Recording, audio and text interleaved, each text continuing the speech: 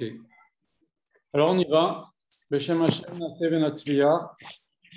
On va parler Bezrat Hashem de Rosh Hashanah, du jugement de Rosh Hashanah et qu'est-ce que nous pouvons faire pour que ça se passe en mieux. Avant de commencer, je vous rappelle que les cours que je donne, c'est donc avec la bénédiction du Rav, avec les recommandations du Rav et ses encouragements. On garde s'il vous plaît les micros fermés et à la fin du cours, vous les ouvrirez, vous pourrez poser les questions. Normalement, Bezrat Hashem, l'Ineder, la semaine prochaine, ce sera le dernier dimanche avant Rosh Hashanah, ce sera l'avant-veille. Il y aura cours quand même si Dieu le veut. Si vous aimez le cours d'aujourd'hui, je vous demande de le diffuser. Je vous propose de le diffuser au maximum autour de vous.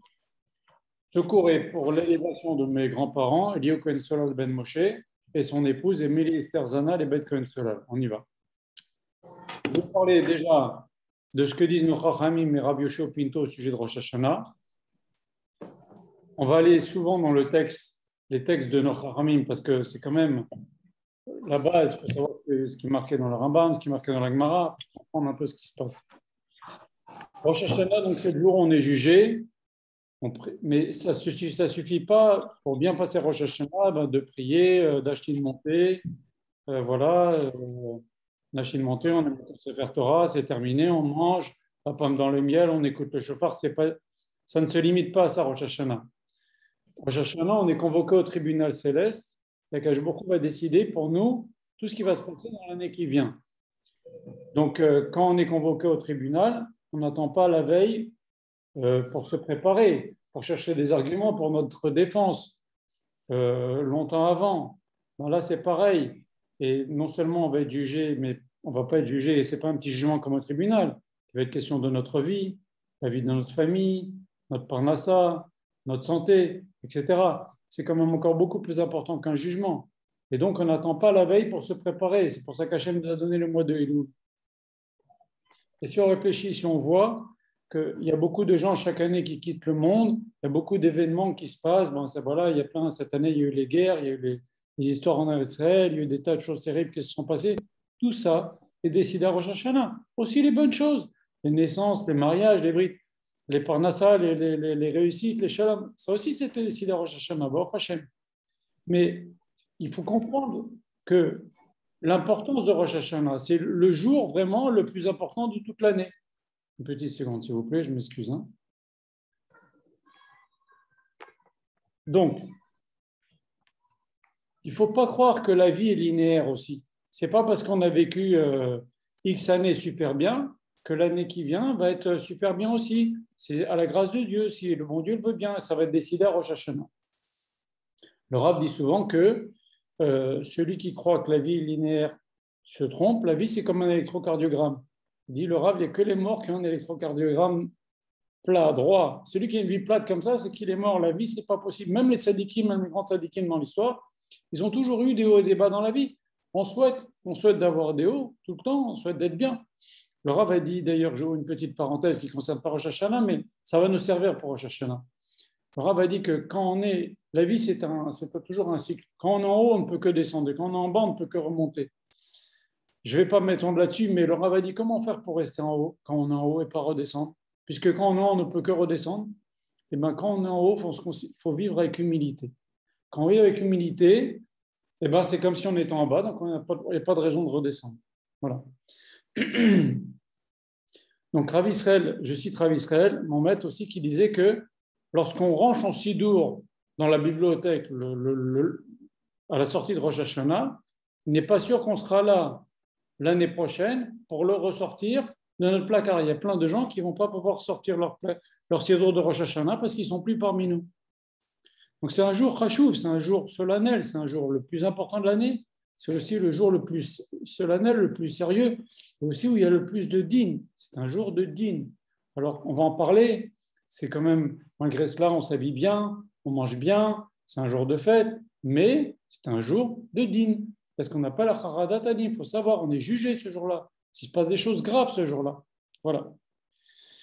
La Gemara nous dit que, donc on a dit qu'il ne faut pas attendre Rosh Hashanah pour se préparer. Le cours qu'on donne maintenant, c'est aussi pour se préparer. Donc la Gemara, on commence. La Gemara nous dit que Ovrim les fanav qui venaient marrant. Le jour de Rosh Hashanah, toutes les créatures passent devant Akash Borou, l'ivne maram. Alors, c'est une expression de nos sages.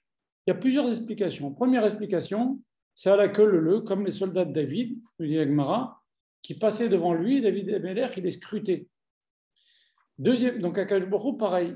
On passe, il nous scrute, et la Mishnah a dit aussi, Beskira Achat, Akash Borou, en une seconde, il sait où on en est chacun, ce qu'on a fait, ce qu'on n'a pas fait. Akash Borou, il n'a pas besoin de passer 1000 ans pour juger le monde entier. En une seconde, il juge tout le monde, dit la Mishnah. Deuxième explication de la Gemara, c'est que c'est comme un Maaser Behema. Quand quelqu'un a 10 bêtes, il doit donner une bête au Beth Amikdash. Enfin, il doit apporter une bête en korban au Beth Amikdash. Alors, qu'est-ce qu'on fait? On laisse une petite ouverture dans l'enclos et on fait sortir 10 bêtes. 1, 2, 3. À la 10e, on lui met un coup de peinture rouge ou bleu, ce qu'on veut, sur le dos. Comme ça, on reconnaît que celle-là, c'est la 10e. On va la porter au Beth Amikdash. Et comme ça, on continue. Pof, encore 10, on lui met un trait. Maintenant, c'est ça ce que ça veut dire, l'Ivne Marom, c'est-à-dire, on passe à Akash Borou, il nous juge comme ça. Alors, le Rav dit toujours, il dit souvent, il dit, nous, on sort de Rosh Hashanah. Quelle trace on a sur notre dos, sur notre front? Une trace de vie, une trace de mort, une trace de problème de santé, une trace de problème de parnassa, une trace de se marier, une trace d'avoir des enfants. Quelle trace on a à Rosh Hashanah? Si on savait quel genre de trace on a à Rosh Hashanah, je peux vous assurer que pendant la Seretim et Tchouva, cet agneau-là, qui a cette trace rouge-là dans le dos, il est tout content, il montre à ses copains. Moi, je suis spécial, je suis différent de vous. Mais s'il savait ce qu'il attend qu'il va finir à la Shrita, eh ben, je peux vous dire qu'il irait se frotter par terre, qu'il irait dans une rivière, se laver pour se rincer. Nous, pareil, on ne sait pas ce qui est décidé pour nous à Rosh Hashanah. Est-ce qu'à Rosh Hashanah, voilà, on a cité des choses graves qui peuvent se passer. Alors, on a justement ces 10 jours pour se laver ce qui a été mis sur nous à Rosh Hashanah, entre guillemets, se laver, pour arranger. C'est les 7 jours qui sont entre Rosh Hashanah et Kippour. Voilà, ce qu'on appelle les Yamim Noraim. La Maseret Brachot nous dit la chose suivante. Quand on revoit son ami après un an, on doit dire Shechianu. Le Rav va poser la question. Pardon, excusez-moi, on ne dit pas Shechianu, on dit Borchata Hashem, Mechaya Metim. Merci Hashem, béni soit Hashem, avec le nom d'Hachem et tout, qui fait revivre les morts. Et le Rav va poser la question. Pourquoi il y a cette bracha qui fait revivre les morts? Et le Rav a trouvé une réponse dans le Maharsha qui dit la chose suivante. Il dit que quand on revoit quelqu'un après un an, c'est sûr qu'il s'est écoulé donc 12 mois, qu'il y a eu un Rosh Hashanah quelque part dans ces 12 mois. Il est toujours vivant, je vous en prie, coupez les micros. Si cette personne est toujours vivante, c'est qu'à Rosh Hashanah, il a bien passé le jugement, il aurait pu mourir, il est toujours vivant, c'est pour ça qu'on fait Borchata Hashem, qui fait revivre les morts, si on n'a pas vu notre ami pendant 12 mois. C'est donc, quand on passe à Rosh Hashanah, c'est une question de vie ou de mort. La preuve, la bracha que l'on fait quand on voit quelqu'un, on ne sait pas ce qui se passe. Voilà. Et à Rosh Hashanah, nos Chachamim nous disent même que quand on dit à Rosh Hashanah, le livre des morts et le livre des vivants sont devant Akadosh Baruch Hu, les tzadikim sont écrits immédiatement dans le livre des vivants, les rechaim sont écrits immédiatement dans le livre des morts, les benonim, teloim, bondim. Qu'est-ce que veut dire tout ça? Sifrei Chaim, c'est quoi? Apparemment, d'après le Rambam, c'est celui qui a plus de mérite que de choses, des choses pas bien qu'il aurait faites. Les rechaim, c'est des choses qui ont moins de mérite que des choses pas bien. Il a fait beaucoup plus de choses pas bien. Et les bénonymes sont entre les deux. Mais ça va beaucoup plus loin, puisqu'on voit que, par exemple, et le Rambam il dit, ceux qui ont plus de mérite que de Averot, ils sont écrits tout de suite pour la vie. Et ceux qui ont plus d'Averot que de Sruyot, ils sont écrits tout de suite pour la mort. Mais en fait, on voit plein de Rechaim qui vivent, ils ont une année super. Et plein de tzadikim, que c'est sûr, des grands rabbanim, qui avaient, c'est sûr, 1000 fois plus de Sruyot que de choses pas bien, Chas v'Shalom, ils meurent pendant l'année. On vient de dire, le Rambam dit, ils sont écrits immédiatement dans le livre de la vie. Alors, qu'est-ce que ça veut dire tout ça? Et le Rambam, il continue, il dit, comme on ne sait pas où on en est, est-ce qu'on a plus de mérite plus de mérite que d'Averot, alors qu'est-ce qu'on fait? On doit multiplier les mitzvot pendant la Seret Tchouva pour arriver bien. Avant Rosh Hashanah et aussi avant Kippour, multiplier. Parce que vous savez, le Rambam aussi dit une chose comme pareil, la chose suivante. Il dit, Un homme, il a toujours considéré que le monde est en équilibre. Et lui aussi est en équilibre. S'il rajoute une mitzvah, il fait pencher sa balance positivement pour lui. Et donc, comme le monde est en équilibre, on n'attend plus que lui. Si lui penche du bon côté, le monde entier penche du bon côté. C'est comme ça qu'un homme doit penser. Si les gens ils disent oh, les autres n'ont qu'à s'arranger, on n'arrangerait jamais rien. Ça doit commencer par soi. Et si on ne se considère pas en équilibre, il n'y a pas de raison de faire encore. Si le type il se considère j'ai plein de mérite, il n'y a pas de raison qu'il fasse encore. Donc, ce livre de vie des vivants et des morts, en vérité, il y en a qui expliquent aussi que le livre des vivants, c'est des gens qui sont inscrits pour le Gan Eden. C'est-à-dire que tu t'es bien conduit. Bezrat Hashem, si tu continues comme ça, tu vas avoir le Gan Eden. Et aussi, le livre des vivants, ce sont les gens qui sont vivants. C'est-à-dire, c'est quoi quelqu'un de vivant? La Torah nous dit Kiu Chayecha. La Torah, c'est ta vie. Les gens qui respectent la Torah, c'est ça le livre des vivants. Tu mérites d'être inscrit dans le livre des gens qui vont continuer à respecter la Torah. C'est ça le livre des vivants. Le livre des morts, on répond comme ça à les questions. Comment ça se fait qu'il y a des Réchaïm qui ont fait 1000 fois plus de Averot que de bonnes choses, et ben qui arrivent à vivre comme ça des années. Pourtant, ils sont dans le livre des morts. Et ben parce qu'un rachat, ça s'appelle un mort. Les Chachamim nous disent Réchaïm, même quand ils sont vivants, ils sont appelés des morts. Le Rav, il dit toujours, il dit un type qui n'est pas dans la Torah, je ne parle pas des gens un type qui fait exprès de ne pas être dans la Torah, je ne parle pas de quelqu'un qui ne connaît pas, je ne parle pas de ça, on parle des gens qui fait exprès de ne pas respecter la Torah, qui ne veut rien savoir, etc. Il dit ce sont comme des morts, mais qui attendent leur enterrement. Leur vie, elle n'a pas de... il n'est pas bien dans ses baskets, puisque sa neshama, elle attend de lui, en lui, qu'il fasse la Torah les mitzvot. Donc, il attend sa mort finalement, il vit un peu en attendant. Voilà. Alors, pourquoi on ouvre le siffret? Le Rav aussi pose la question. D'abord, qu'est-ce que ça veut dire? Les Bénonim sont Elohim ve'omdim. Ils sont en suspens. C'est-à-dire, ils sont en suspens en attendant Kippour. Si d'ici Kippour, ils arrangent beaucoup leur situation, ils font beaucoup de mitzvot, eh bien, si Dieu veut, ils seront écrits dans le livre de la vie. Encore une fois, le livre de la vie, ça ne veut pas dire que tout va bien aller pour eux. Ça veut dire qu'ils vont vivre une vie de Torah. Et Bezrat Hashem, après 120 ans, ils auront le Olam Haba.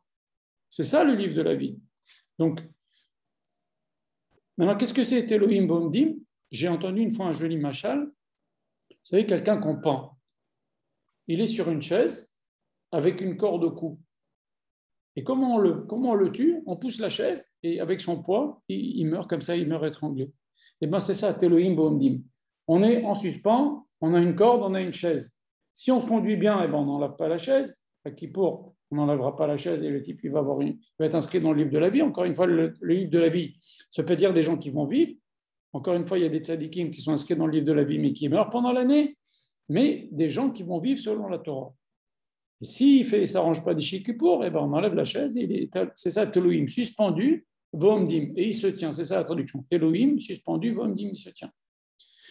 Alors, l'Europe pose la question aussi, pourquoi on ouvrirait siffret Métim? Pourquoi on va ouvrir le livre des morts? C'est aussi le livre des gens qui sont déjà décédés, des personnes qui sont déjà décédées. D'ailleurs, c'est bien, Rosh Hashanah et Kippour, de donner des dons à la mémoire des gens qui sont décédés. Pourquoi? Parce que même eux, ils sont jugés à Kippour et à Rosh Hashanah. Et alors, pourquoi? Parce qu'il faut savoir, le Rav dit qu'il y a deux catégories de mitzvot. Il y a par exemple, je vais faire une bracha avant de manger, je vais faire le birkat Amazon, je vais mettre mes tefilines, très bien.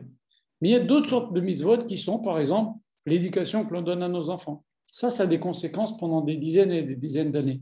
J'ouvre un Beth Midrash, je paye pour une synagogue. Grâce à moi, même quand je ne serai plus de ce monde, il y a des gens qui vont continuer à étudier la Torah. Je rapproche quelqu'un à la Torah, même quand je ne serai plus de ce monde, mes mitzvot, elles vont continuer. J'ai une part dans toutes ces mitzvot qui va faire ce que cette personne-là va faire. Donc, finalement, mes mitzvot, elles s'accumulent même si je ne suis plus de ce monde. Donc, c'est ça, Sifrei Chaim et Sifrei Metim. Sifrei Metim, on ouvre même le dossier des gens de personnes qui sont décédées, et on voit dans les mitzvot qu'ils ont faites, de leur vivant, est-ce qu'ils ont fait des mitzvot qui leur donnent encore des mérites.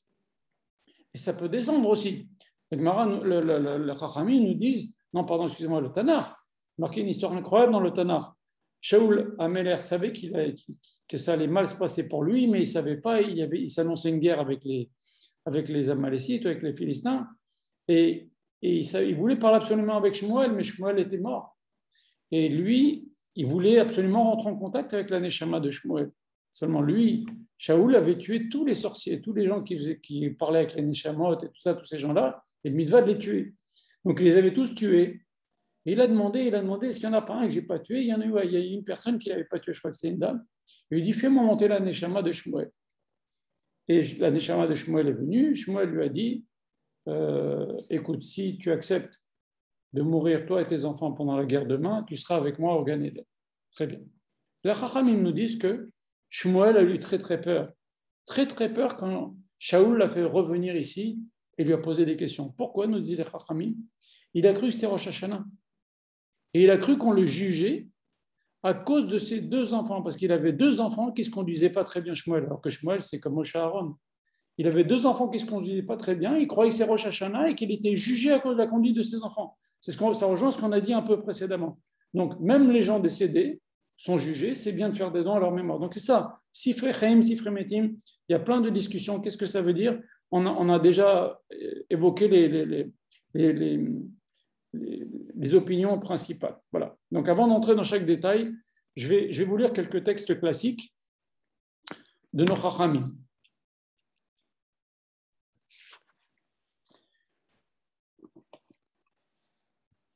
Dans la Gemara, dans Rosh Hashanah, écoutez bien. Amar Rabbi Yehuda Mishum Rabbi Akiba. Rabbi Yehuda dit de nom Rabbi Akiba. Mipnema Amra Torah Aviu Omer Bepessar. Pourquoi la Torah nous a dit d'apporter un korban à Omer? C'est l'orge qu'on apporte le jour de Pessah, le soir quand nous on fait le deuxième seder, à la fin du premier jour de Pessah. Mipne Shebe Pessar Zman Tibuaou. À Pessah, c'est le moment où on est jugé sur la récolte. Donc Hachem a dit, apportez-moi un peu de récolte en sacrifice et je bénirai votre récolte. Très bien. Amar Akash Baruch Hu, Aviu Lefanai Omer, amenez devant moi du Omer, Bepessar, Kedeshit Barech Lachem Tilvoad Basebasadot, afin que je bénisse la récolte qui est dans les champs. La Gemara continue, Mipnema Amra Torah Aviu Shetelechem Batseret. Pourquoi la Torah nous a dit qu'on apporte deux pains, les deux seuls pains qui sont motzi, qu'on apporte en korban, c'est les pains qu'on apporte chaque semaine, les chamapanim, tous les pains qu'on apporte au Beth Amikdash, c'est toujours matzah.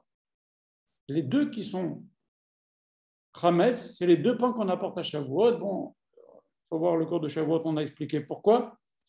C'était Davka chametz. Mais Akash Baruch Hu a dit, apportez-moi les deux pains à Shavuot afin que je vous bénisse les fruits des arbres. On avait dit aussi à Shavuot, c'est quoi les fruits des arbres? C'est les neshama, mais c'est aussi les fruits. Ok?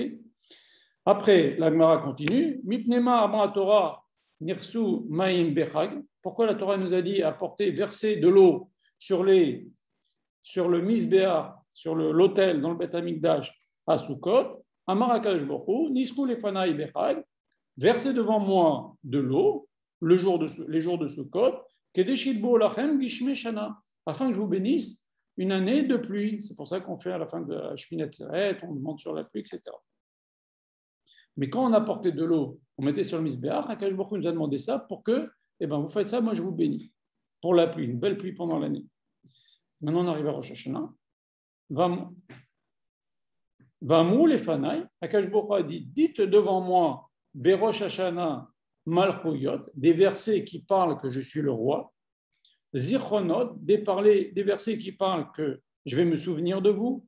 Veshofarot, et des versets qui parlent de Shofarot. Vous voyez dans la Mida de Rosh Hashanah, on dit ces versets, 10 versets sur Malchuyot, 10 versets sur Zichronot, 10 versets sur Shofarot. Et ça, c'est dans la Mida de Moussa, fin de Rosh Hashanah. Alors, la Gemara continue. Malchuyot, pourquoi? Kedeshi yamlichuni alechem. Dites des versets de Malchuyot afin que vous me considériez comme votre roi, afin que je règne sur vous. Zichronot, dites des versets de souvenirs afin que je me rappelle de vous, à Rosh Hashanah. Letova, pour le bien. Beima, et comment je vais vous rappeler de vous? Beshofar, en sonnant le shofar ou en disant les versets de Shofarot. Alors c'est quand même étrange parce que Vous avez vu qu'on apporte par exemple, le Homer, c'est parce qu'on va être jugé sur quelque chose qui ressemble au Homer, aux céréales. Quand on apporte l'eau, c'est parce qu'on va être jugé sur l'eau. Alors on nous dit apporte des malchouyot parce qu'on va être jugé sur les malchouyot. On va être jugé sur les malchouyot. Qu'est-ce que ça veut dire? Il faut croire que oui. Hachem dit apportez le malchouyot afin que je règne sur vous. Mais on parle dans les autres choses qui précèdent, on parle apporter quelque chose sur lequel je vais vous juger. Et là aussi, on dirait que oui. Akadosh Baruch Hu nous dit apportez les malchouyot afin que je règne sur vous, mais vous allez être jugé aussi sur les malchouyot. C'est-à-dire, comment vous me considérez, à quel point vous me considérez comme votre roi.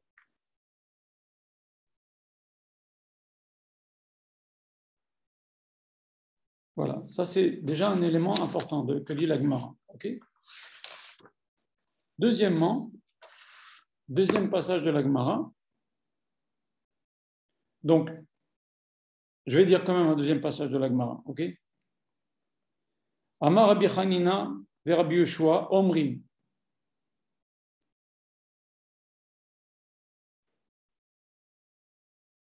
Voilà.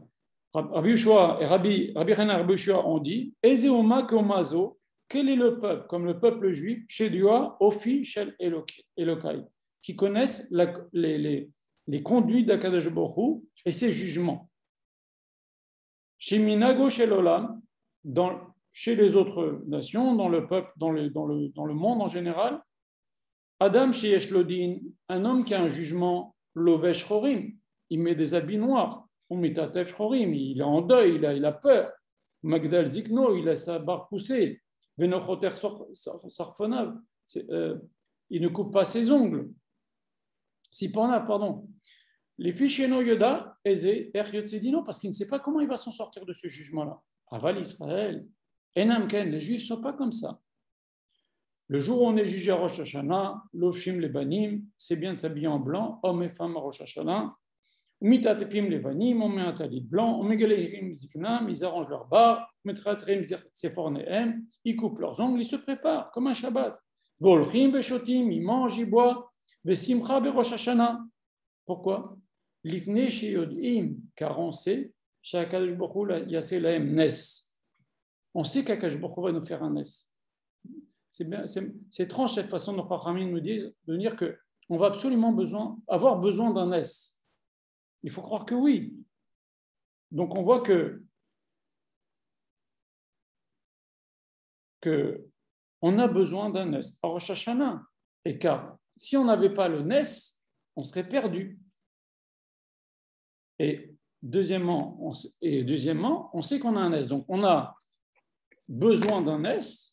Nous dit nos Chachamim, regardez les Juifs, ils savent qu'Akadosh Baruch Hu va leur faire un nes. Et on a besoin d'un nes. C'est quoi ce nes qui est à Rosh Hashanah? Alors on va voir. Il faut savoir que Akadosh Baruch Hu, si on ne dit pas les versets de Malchouyot dans Moussaf de Rosh Hashanah, Akadosh Baruch Hu n'est pas notre roi, sinon on ne dit pas qu'Akadosh Baruch Hu n'est pas notre roi à Rosh Hashanah, Akadosh Baruch Hu n'est pas notre roi, Akadosh Baruch Hu est notre roi de toute façon. Mais qu'est-ce qu'il veut Akadosh Baruch Hu? Il veut comme à la sortie de la mer. Il y a marqué, on dit dans Arvit tous les soirs, ils ont reçu, avec leur pleine volonté, les Juifs ont reçu la royauté d'Akadosh Baruch Hu.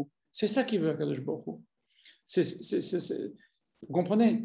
Il y a une différence entre Meler et Moshel. Il y a un verset qui dit, on le dit à la fin de la Tfila, on le dit à la fin de la Zécher Moshe, qu'il Hashem Amelocha ou Moshel Bagoim. Akadosh Baruch Hu, à lui appartient la royauté, ou Moshel Bagoim, et il est le Moshel pour les Goïm. C'est quoi la différence entre Meler et Moshel? Meler, c'est quelqu'un qui a des sujets qui l'aiment et qui le veulent pour roi. Moshel, c'est quelqu'un de force comme ça, comme à Cuba, vous voyez, ou comme en Chine. Il tient les gens par la force. C'est ça, Moshel. C'est d'ailleurs ce qu'ont dit les frères à Yosef. Ils l'ont dit après les rêves, ils ont dit Ammalor Timlor Banou. Est-ce que tu vas régner sur nous? Ammashol Timshol Banou. Ils l'ont dit de deux façons. Tu unis notre roi parce qu'on ne te veut pas, et tu ne peux pas régner sur nous de force. Donc, qu'est-ce qu'il veut Akadosh Baruch Hu en nous demandant de dire des malchouyot? Il veut Akadosh Baruch Hu que nous-mêmes, Beratson, de notre propre volonté, nous voulions qu'Akadosh Baruch Hu soit notre roi. Et ça fait partie intégrante de la Avoda, de Kippour, parce qu'on a même dit qu'on va être jugé là-dessus. Comment on va considérer Akadosh Baruch Hu comme notre roi Rosh Hashanah? C'est sur ça qu'on va être jugé. Et c'est pour ça, entre autres, que nos Chachamim nous disent sur le psaume 27, Hachem Ori Veishi, vous savez le psaume 27 qu'on dit à la fin de la Mida, Hachem Ori, Hachem est ma lumière, Berosh Hashanah, Veishi est mon sauveteur à Kippour. Pourquoi ma lumière? Parce qu'à Rosh Hashanah, on a un flash de lumière, qu'Akadosh Baruch Hu, il est Meler. C'est lui qui dirige tout, c'est lui qui dirige notre vie, c'est pas notre patron, c'est pas le médecin qui va me soigner, c'est pas le médecin qui va m'opérer, c'est pas les médicaments que je prends, c'est pas le métier que je fais, c'est Akadosh Baruch Hu, c'est Hachem Ori, Hachem est ma lumière, tac, un flash à Rosh Hashanah. Et donc tout va dépendre comment à Rosh Hashanah, on va considérer Akadosh Baruch Hu comme notre roi. On continue. Je vous en prie, merci. Voilà. Alors, il y a un Rishon qui a demandé pourquoi dit-on, j'avais posé la question dans mon groupe l'année dernière, pourquoi parle-t-on des 10 jours de Tchouva? En vérité, Rosh Hashanah et Kippour, on ne prononce pas une seule fois le mot, Rosh Hashanah, pardon. On ne prononce pas une seule fois le mot Teshuvah. Donc, on devrait dire les 8 jours de Tchouva. Dès que Kippour se termine, il y a Ta'anit Gedalia jusqu'à Kippour. Tout ça, c'est des jours de Tchouva. Très bien, on va ranger ce qui a été décidé à Rosh Hashanah. Mais pourquoi on dit 10 jours? Comme si les 2 jours de Rosh Hashanah, c'est des jours de Tchouva. Or, Rosh Hashanah, il n'y a pas le mot Tchouva. Dans toute la Tfila, il n'y a pas le mot Tchouva. Sauf certains qui rajoutent la Kedusha de Rabbi Amnon, quand on fait la Chazara, où il y a marqué un moment Teshuvah, ou Tfila, ou Zdaka, Ma'averim, Roa Gzera. La Tchouva, la Tfila et la Tzedaka dévient le mal qu'il y a dans la Gzera. C'est-à-dire que ça aussi, il faut en parler. Il ne faut pas croire que quand on fait Tchouva après Rosh Hashanah, entre Rosh Hashanah et Kippour, avant Rosh Hashanah, on peut tout annuler, puisqu'Akadosh Baruch Hu, il va être content qu'on ait fait Tchouva et qu'il n'aura rien à reprocher. Il n'y a pas de raison qu'il décide des choses pas bien.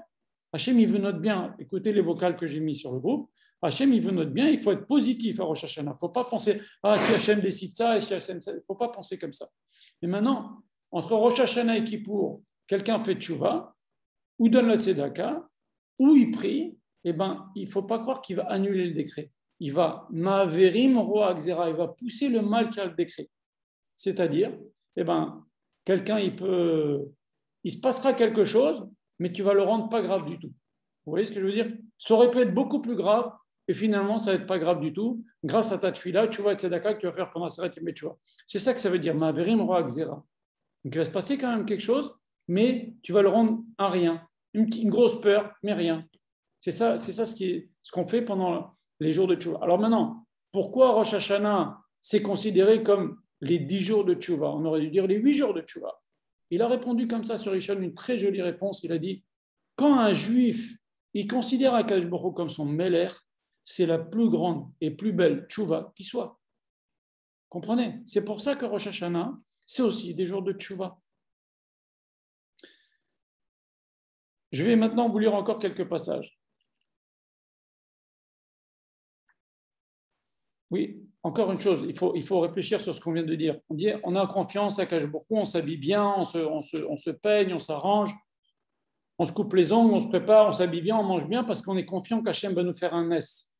Et je crois que c'est marqué aussi dans Shulchan Aruch. On a confiance qu'Akadosh Baruch Hu va nous faire un S. Et alors, pourquoi un S? Pourquoi un S? Il faut savoir que nos Chachamim nous disent dans la Gemara que si Akadosh Baruch Hu nous jugeait selon le din strict, même Abraham, Israël et Jacob ne s'en sortiraient pas. Alors qu'est-ce qu'on va dire nous, vous comprenez? Donc c'est quoi le Nes? C'est qu'Akadosh Baruch Hu, il ne nous juge pas que selon le din strict. Il rajoute un peu de Rachamim avec le shofar, avec la tchouva, il prend en conscience tout ce qu'on a fait, etc. Et on va en parler un peu quand un juif il fait tchouva, Akadosh Baruch Hu, il enlève plein de avérotes. On va en parler. D'ailleurs, on avait terminé le cours de la semaine dernière là-dessus. Bon, je vous rappelle juste ce que disait Liako Chimoni. Il dit que le jour de Rosh Hashanah, Akadosh Baruch Hu et le malach, l'ange du mal, il prend toutes les fautes des Bnei Israël et il met sur un côté. Et Akadosh Baruch Hu, il prend tous les mérites des Bnei Israël et il met de l'autre côté. Et Akadosh Baruch Hu, il dit à l'ange, il dit, dis-moi, c'est bon là? Il dit, non, l'ange, il dit, attends, je vais chercher d'autres avérotes. C'est sûr que les Juifs ont fait d'autres avérotes. Il va chercher, pendant ce temps, Akadosh Baruch Hu, il prend plein de avérotes que l'ange du mal avait mis de son côté et il les enlève. Et on avait posé la question, Akash Baruch Hu, il a besoin de faire sans cachette, fais-le devant. Il dit non, même un ange, il ne peut pas comprendre. Ça, ce Akash Baruch Hu, il enlève. Comment il enlève Akash Baruch Hu? Parce que les Juifs font tchouva. Quand les Juifs font tchouva sur telle et telle et telle chose, c'est vrai, il y a eu ces avérotes pendant l'année. Mais quand il fait tchouva, Akash Baruch Hu, il les enlève. Il ne compte plus dans la balance de Rosh Hashanah. On va en parler un petit peu plus loin si vous voulez. Donc, on a dit que, regardez, même si on voit dans nos textes, Abraham, il a dit, Bame Eda, Hachem, comment je vais savoir? Tu m'as promis dans Brit Bet Ametarim, tu m'as promis Eretz Israël. Comment je vais être sûr? Comment je vais savoir? Eh bien, que je me crois, c'est comme ça. Tiens, allez, 400 ans de galoute. Un petit mot, il a dit un petit mot avant Avinu. Comment je vais savoir? Quelle preuve? Akash Baruch Hu, il a puni. Même Yaakov Avinu. Rachel, elle vient, elle lui dit, ah, donne-moi un enfant, je vais mourir. Qu'est-ce qu'il lui dit, Yaakov Avinu? Il lui dit, hé, s'énerve contre elle. Il lui dit, hé, je suis à la place d'Akash Baruch Hu. Akash Baruch Hu lui dit, tes enfants que tu as avec Léa et avec les autres, ils vont se prosterner devant son fils à Rachel. Et c'est ce qui va se passer. Tous les Shevatim vont se prosterner devant Yosef. Et qu'est-ce qu'il va leur dire, Yosef? Atachat Elokim Manochi. Est-ce que je suis à la place d'Akadosh Baruch Hu? Exactement la même phrase. C'est-à-dire que même Yaakov Avinu, qu'il était, il ne peut pas tenir envers le dit. Et je vous lis un truc incroyable quand même, ce que dit le Midrash à propos de Yaakov et à propos du din. Il nous dit comme ça. Le Midrash nous dit la chose suivante. Akadosh Baruch Hu, il a dit, comme ça tu réponds à Rachel, Rachel elle a de la peine, elle te demande de prier pour elle. Et comme ça tu lui réponds, tu lui dis, je ne suis pas à la place d'Akadosh Baruch Hu. Comme ça on répond à une femme, je te le jure, Hachem a dit, tes enfants, ils se prosterneront devant lui, ça on l'a dit tout à l'heure, et puisque tu as donné, et puisque tu as mis Dina, tu l'as mis dans la Teva, vous savez que quand Yaakov est venu devant Esav, il a mis Dina dans une armoire pour qu'on ne la voie pas, il l'a cachée dans un coffre pour qu'on ne la voie pas, et bien, pour que Esav ne la prend pas, et bien, même si ta kavana, elle était bien de protéger Dina, et bien, tu as empêché le chesed que tu as fait, tu aurais pu faire un chesed à ton frère Esav, et bien, tu n'as pas voulu qu'elle se marie avec la permission avec Esav, qui est circoncis, et bien se permettra sans permission avec Shrem et avec un incirconcis. Et on peut se demander, si maintenant Yaakov il a décidé de protéger sa fille contre Esav, il allait voir n'importe quel rabbin au monde, lui, c'est le plus grand, mais il lui dit, est-ce que je dois protéger ma fille? On lui dit, bien sûr, protège ta fille. Alors qu'est-ce qu'il a fait de mal? Ça va très loin. Il aurait dû soupirer au moment où il a caché sa fille et dire, ah, si j'avais pu, si les circonstances avaient pu que Esav soit pas si mal que ça, au moins j'aurais donné ma fille, il aurait fait tchouva. Et peut-être qu'il aurait fait tchouva. Mais Hachem, il a puni quoi? Qu'il n'a pas soupiré quand il est obligé de cacher Dina. Ça veut dire, si Akadosh Baruch Hu, il va au din, même Abraham, Yitzhak, Yaakov, il ne s'en sort pas. Voilà, c'est pour vous les illustrer. C'est pour ça qu'on dit on a besoin d'un nes à Rosh Hashanah. On a confiance qu'Akadosh Baruch Hu va nous faire un nes. Vous voulez encore quelques passages? Est-ce que vous avez des questions? Vous ouvrez les micros si vous avez des questions. Pas de questions, on continue.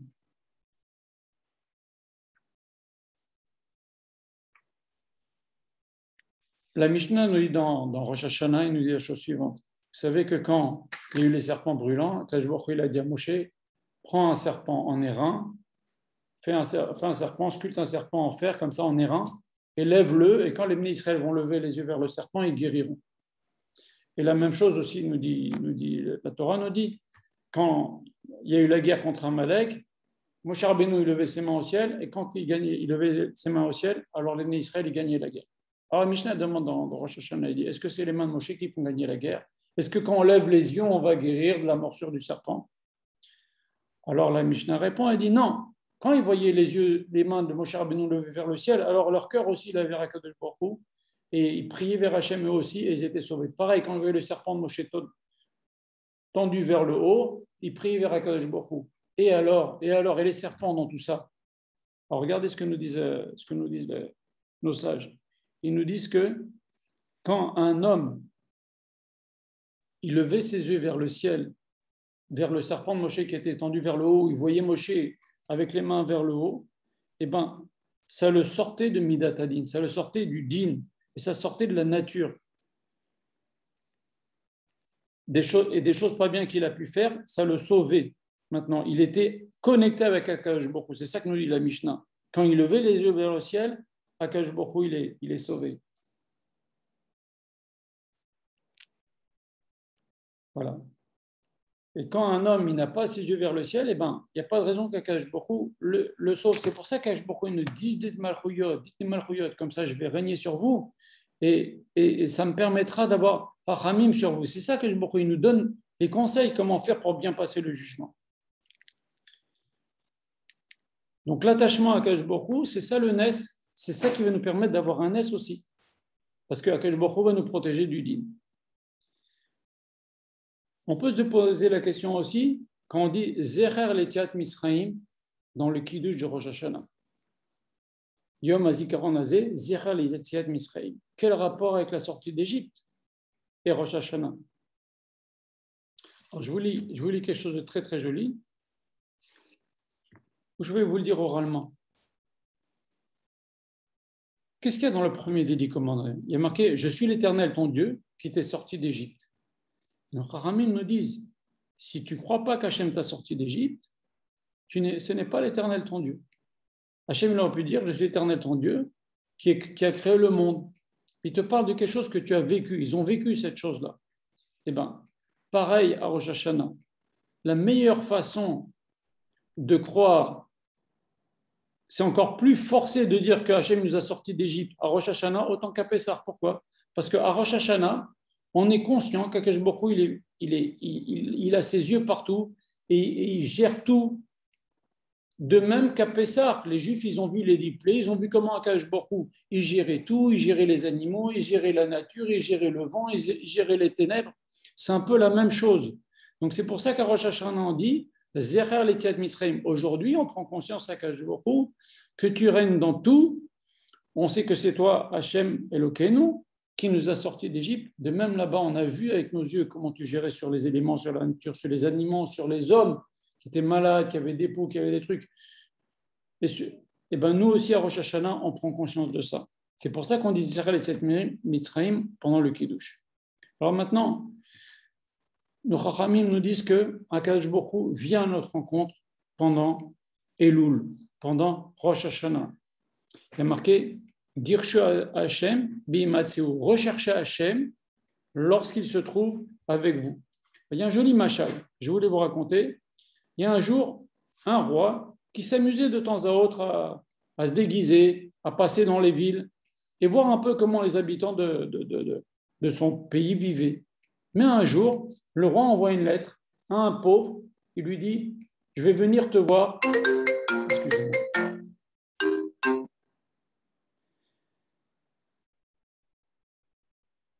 Excusez-moi. Il y a un jour un pauvre qui reçoit donc la lettre du roi qui lui dit « Je vais venir tel jour. » Alors, lui, il a une petite maison, bien fatiguée, les fenêtres pas super, la table très abîmée, les chaises très abîmées, la maison pas super propre, vraiment il vivait dans la misère. Et sa femme lui dit, écoute, on n'a rien à faire, il n'y a rien de spécial, et le roi de toute façon il vient pour voir comment nous vivons.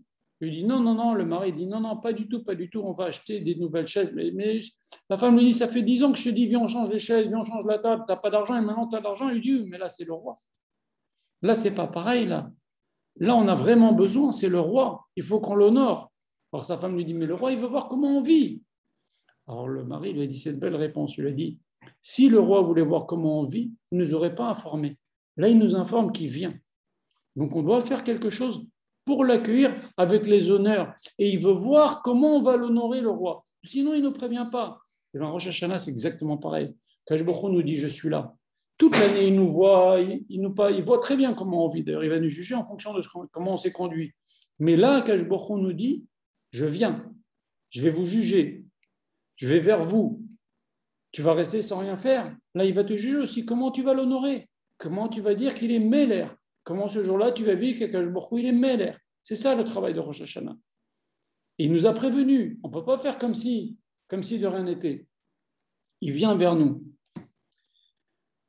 Les Malchouyot qu'on va citer, qu'Akadosh Baruch Hu est roi, c'est quoi? C'est exactement en fait, moi je dis, ça c'est moi qui le dis, c'est pas le roi, mais Je dis, les 2 jours de Rosh Hashanah, c'est comme un schéma Israël qui dure 48 heures. Schéma Israël, Hachem est mon Dieu, Hachem Echad. Baor Shem Kod Malchut Olam Bet. C'est un schéma Israël de 2 jours, Rosh Hashanah. Recevoir sur nous le joug d'Akadosh Baruch Hu et dire qu'il est Echad, c'est ça Rosh Hashanah aussi. Alors maintenant, il faut savoir que dans beaucoup de Sfarim, c'est marqué, le Rav aussi le dit, qu'une des clés pour être bien jugé à Rosh Hashanah et que dans toute l'année, de toute façon, pour que notre filote soit acceptée, c'est la soumission, mais encore plus à Rosh Hashanah. La achna, ça s'appelle en hébreu. La soumission devant Akadosh Baruch Hu, c'est un moyen pour que nos prières soient acceptées. Comme c'est marqué dans Tehillim, Lev nishbar, Elokim lo nivze. Un cœur brisé, Akadosh Baruch Hu ne dédaigne pas.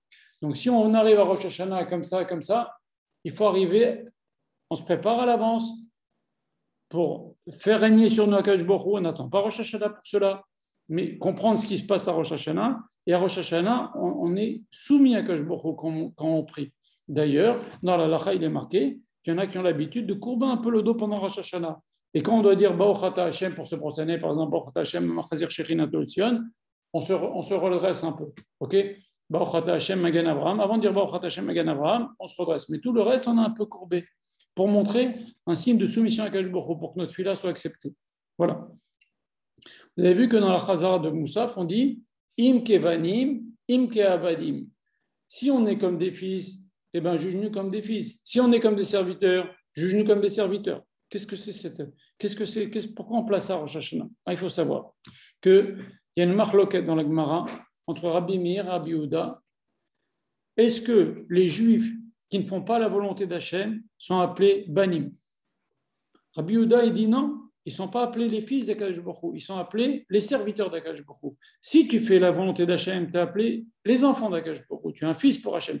Mais si tu ne fais pas la volonté d'Akadosh Baruch Hu, tu es son serviteur, ce qui est déjà une grande chose d'être un serviteur d'Akadosh Baruch Hu, puisqu'il y a marqué Vayamot Meled Moshe Eved Hachem. Moshe, c'est la plus grande médaille qui Eved Neeman Hu, c'est le serviteur d'Akadosh Baruch Hu. Mais là, c'est dans un sens un peu négatif. Tu ne fais pas la volonté d'Hachem, eh ben, tu n'es pas Ben en tous les cas. Tu n'es pas le fils d'Akadosh Baruch Hu. Rabbi Meir, il dit, et il sort comme verset, Rabbi Yehuda comme verset, il donne la preuve, il dit Shuvu banim, banim atem l'Hachem lokechem. Quand vous êtes avec Hachem, vous êtes les fils d'Akadosh Baruch Hu. Il y a d'autres versets où on a appelé Ben. Comme Moshe Rabbeinu nous dit, Akadosh Baruch Hu, il nous corrige comme un père corrige son fils. Très bien. Rabbi Meir, il dit non. Même quand on fait pas bien la Torah, on a appelé Ben, on a appelé les fils d'Akadosh Baruch Hu. Comme c'est marqué, Shuvu banim, shuvavim. Revenez vers moi, fils rebelles. Donc on est des fils rebelles, mes fils. Et on a une règle qu'à chaque fois qu'il y a une marloquette entre Rabbi Yehuda et Rabbi Meir, la halakha est comme Rabbi Yehuda, sauf une fois ici. La halakha est comme Rabbi Meir. Et c'est le Rav dit souvent, c'est pour ça qu'on rappelle toujours à Akadosh Baruch Hu, Bisrout Rabbi Meir, quand il y a des choses qui ne vont pas. Pourquoi? Parce qu'on dit à Akadosh Baruch Hu, ok, tu nous envoies ça, peut-être qu'on ne mérite pas. Mais Bisrout Rabbi Meir, qui pense que même quand on ne mérite pas, on appelle fils, alors Akadosh Baruch Hu, rappelle-toi de nous, sommes-nous, on est quand même tes fils. Voilà.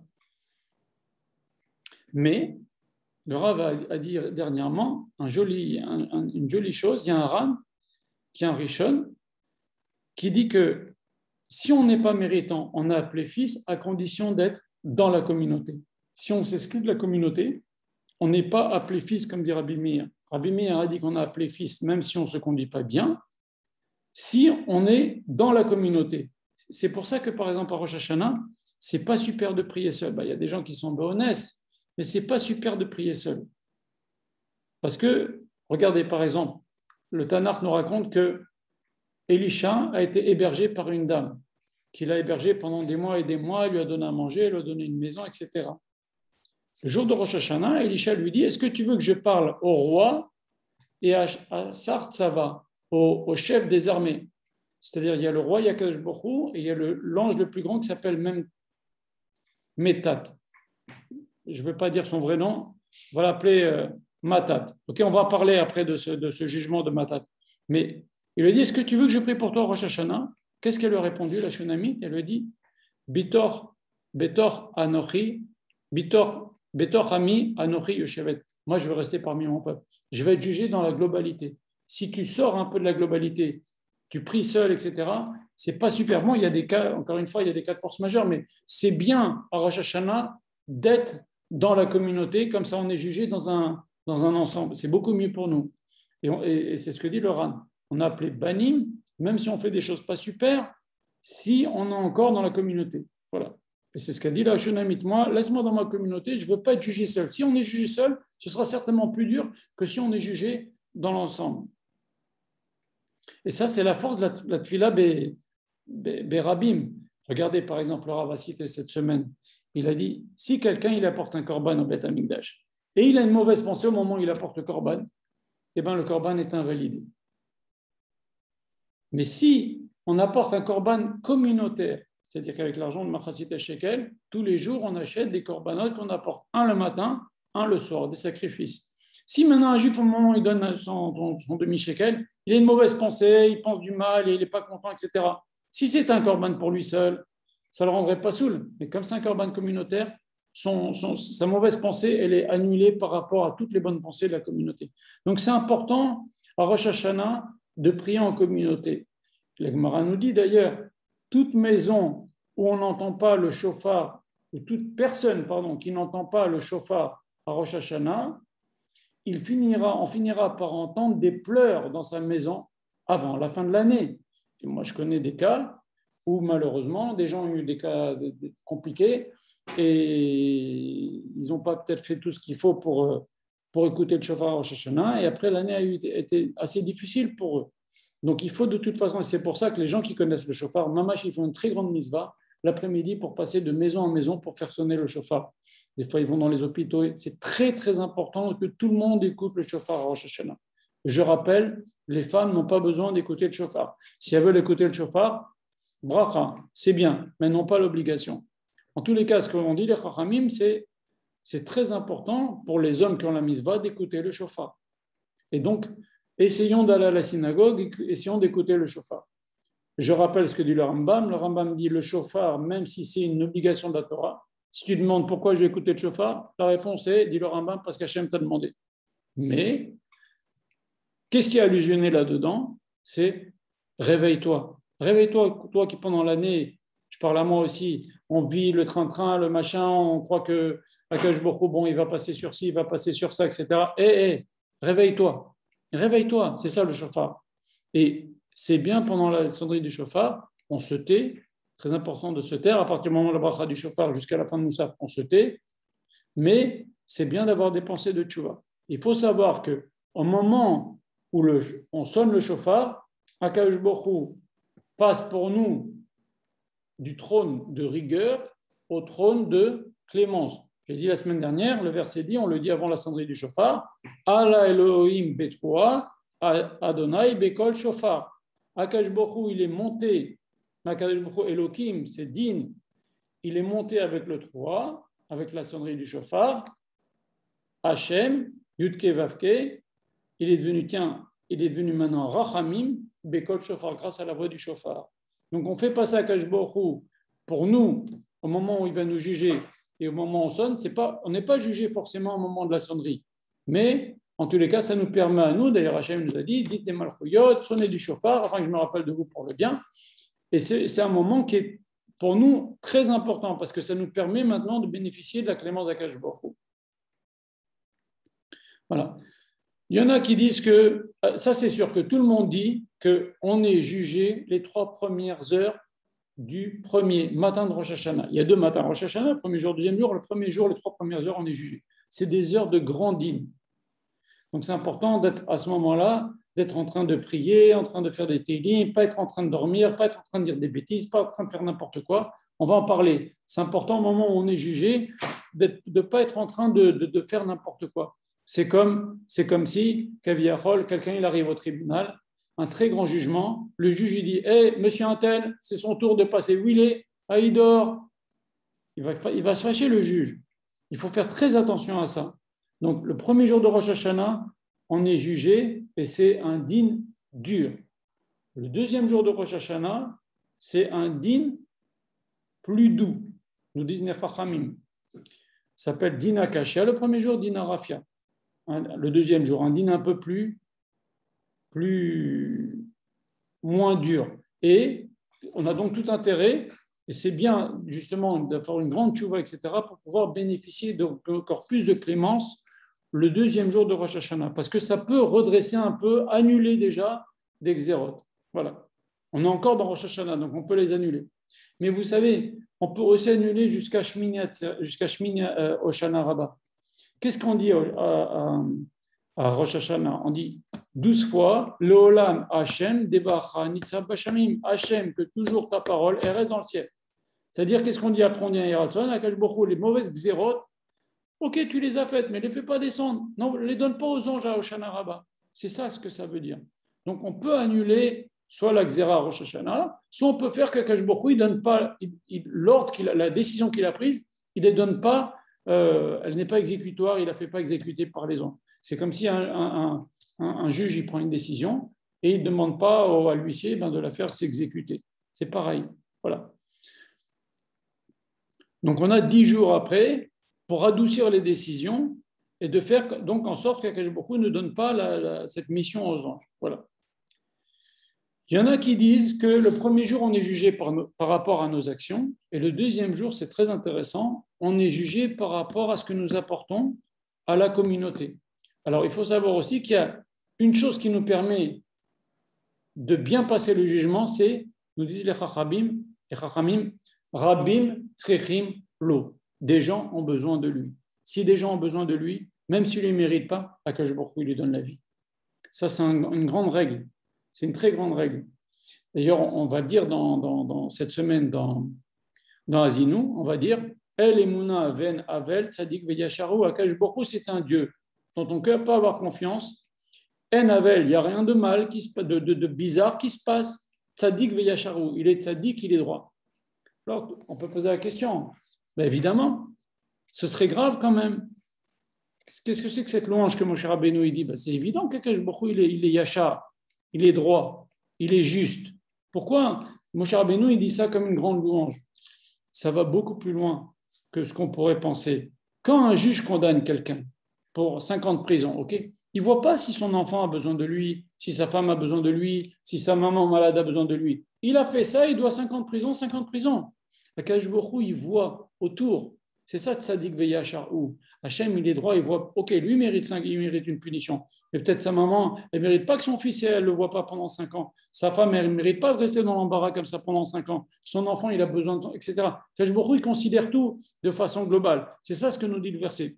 Et donc, une des choses pour bien passer le jugement aussi, c'est de faire en sorte que des gens aient besoin de nous. Rendons-nous utiles auprès des autres, en faisant du chesed, en aidant, en faisant beaucoup de choses pour les autres. Voilà. Je me rappelle une fois que, des fois, on est sauvé donc par le mérite des choses que l'on apporte aux autres. Je me rappelle une fois, Rabbi Israël, il avait fait un rêve, et dans le rêve, on lui disait, allez, tu dois partir, tu dois mourir. Et qu'est-ce qu'il a dit, Rabbi Israël? Il a dit, et les femmes, comment elles vont faire? Parce qu'il conseillait beaucoup les femmes, il recevait beaucoup de femmes, il les conseillait, il lui parlait comme un père. Et Akash Baruch Hu lui a dit, Rabbi Israël lui a dit, bon, alors si c'est pour ça, tu peux rester. Donc, des fois, on vit par le mérite de ce que l'on apporte aux autres. Donc, essayons de nous rendre utiles par rapport aux autres. Je fais encore un petit break. Est-ce que vous avez des questions?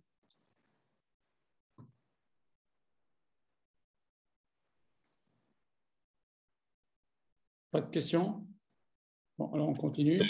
Yaou, une petite question. Oui. Je peux? Tu disais tout à l'heure, on était jugé le jour de Rosh Hashanah, et pour les Niftarim, pardon.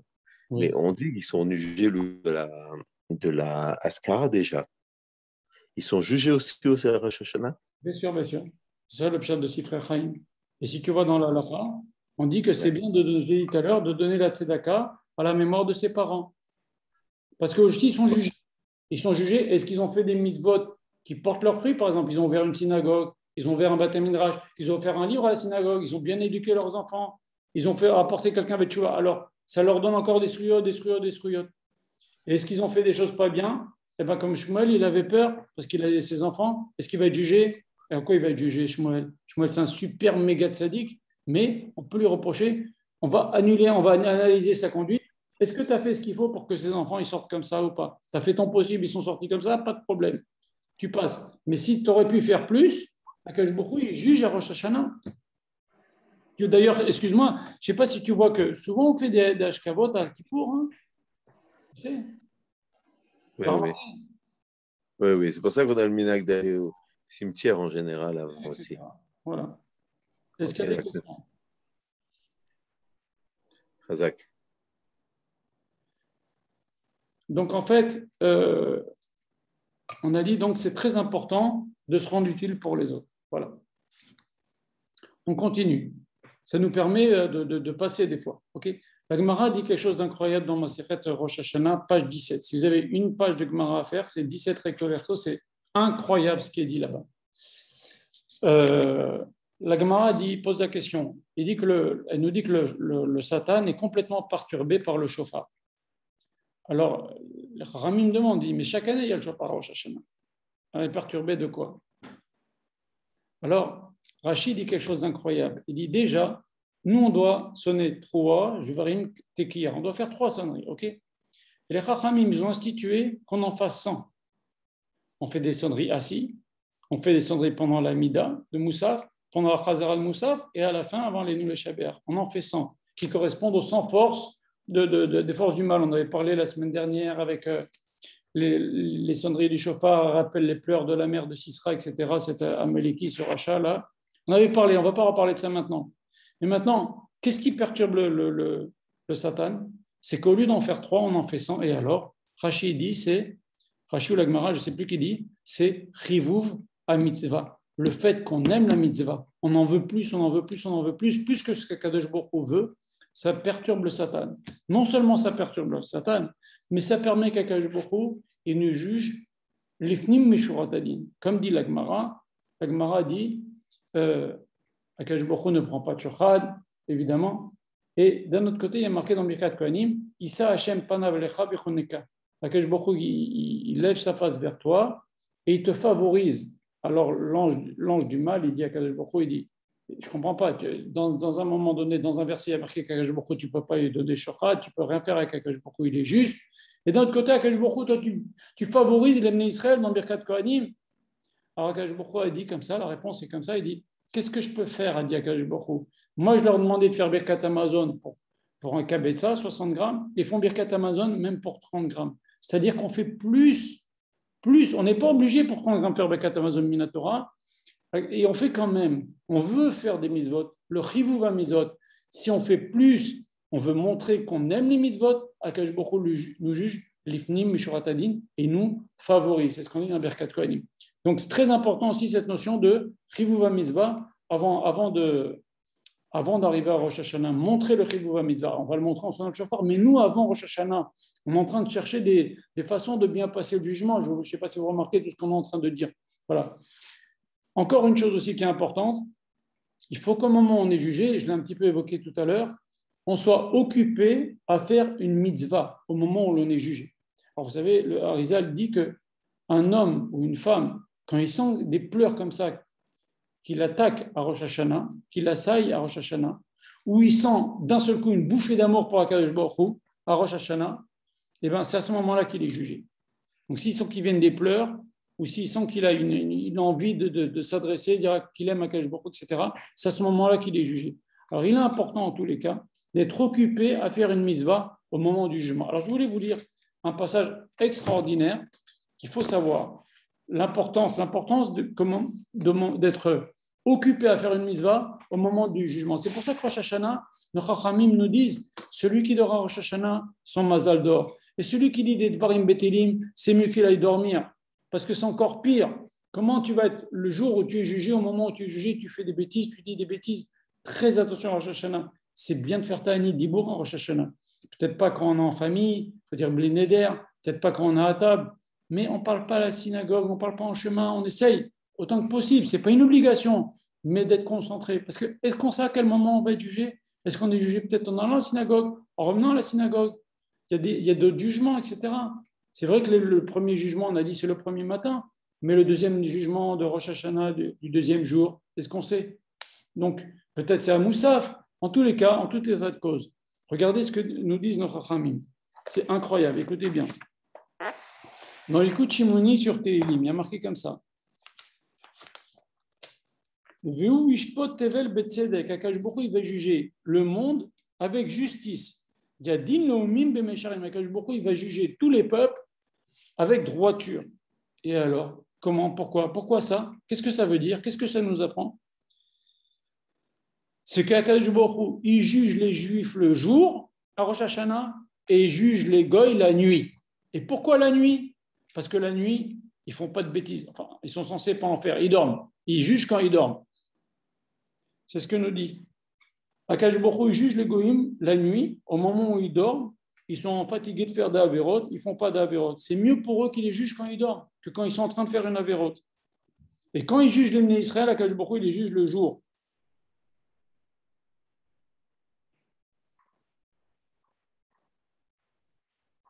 Voilà. Ça, c'est aussi important. Être occupé à une mitzvah, donc, au moment où on est jugé. Voilà. Ensuite, les Chachamim nous ont dit, regardez l'histoire que nous dit la Gemara. La Gemara nous dit qu'un jour, il y avait une... Je vais vous lire. Je vais vous lire ce que nous disent les Chachamim. Ils disent la chose suivante, dans Masachat Ta'anit. Une fois, les Chachamim ont institué un jeûne et ils n'ont pas été exaucés. Ils se sont mis à prier, n'ont pas été exaucés. Rabbi Eliezer s'est mis à prier, et bien il n'y a pas de pluie qui est tombée. Rabbi Akiba est venu sur la Teva, il s'est mis à prier, il a dit Avinu Malkenu, Avinu Malkenu Racham Alenu. La pluie est tombée. Et le Kolbo dit la chose suivante. Du fait que les Juifs, Akadosh Baruch Hu a répondu à Rabbi Akiba quand il a dit Avinu Malkenu, eh bien, ils ont rajouté dans le texte de la Tfila, ce Avinu Malkenu, ces demandes-là d'Avinu Malkenu, et on l'a fixé pour la Saratim et Tchouva. Parce qu'on a vu qu'avec Rabbi Akiba, ça a marché. Et qu'est-ce que nous dit la Gemara? Il nous dit qu'il y a une voix céleste qui est sortie, parce que les gens ils commençaient à dire il faut croire que Rabbi Eliezer, qui est le maître de Rabbi Akiba, il est moins grand que son élève Rabbi Akiba, parce que Rabbi Eliezer a prié, et Rabbi Akiba a prié. Akadosh Baruch Hu n'a pas exaucé Rabbi Eliezer qui est le maître, il a exaucé l'élève Rabbi Akiba. Et la Bat Kol dit ne croyez pas ça.